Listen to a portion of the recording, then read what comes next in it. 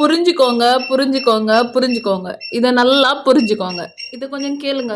இன்னும் நீங்க அடுத்தவங்க வந்து உங்க லைஃப மாத்துவாங்க. அடுத்தவங்க வந்து உங்க லைஃப சரி பண்ணுவாங்க. அடுத்தவங்க உங்க கஷ்டத்துக்கெல்லாம் பதில் சொல்லுவாங்க. உங்க கஷ்டத்திலிருந்து விடுவிப்பாங்க அப்படின்னு நம்பிட்டு இருக்கீங்கன்னு சொன்னா, அந்த மாதிரி நம்பிட்டு இருக்கீங்க அப்படின்னு சொன்னா, இலவு காத்த கிளியிட கதை தான்.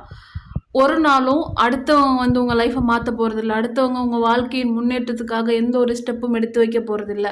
உங்க வாழ்க்கைக்குரிய முழு ரெஸ்பான்சிபிலிட்டி நீங்க தான். உங்க லைஃப நீங்க தான் மாத்தணும். இன்னைக்கு உங்க லைஃப்ல இருக்கிற அத்தனை பிரச்சனைகளுக்கும் சொல்யூஷன் நீங்க தான். அதுக்குரிய ரெஸ்பான்சிபிலிட்டிய நீங்க எடுத்து, அதற்கான ஸ்டெப் நீங்க எடுக்காத வரை உங்க லைஃப்ல மாற்றம் நடக்காது அப்படிங்கிற விஷயத்த புரிஞ்சுக்கோங்க, புரிஞ்சுக்கோங்க, புரிஞ்சுக்கோங்க.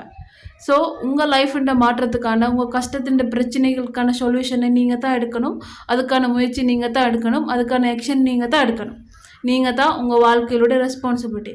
அப்படி நினச்சா மட்டும்தான் நாங்கள் எங்கள் லைஃப்பில் மிகப்பெரிய மாற்றத்தை காணலாம். All the best.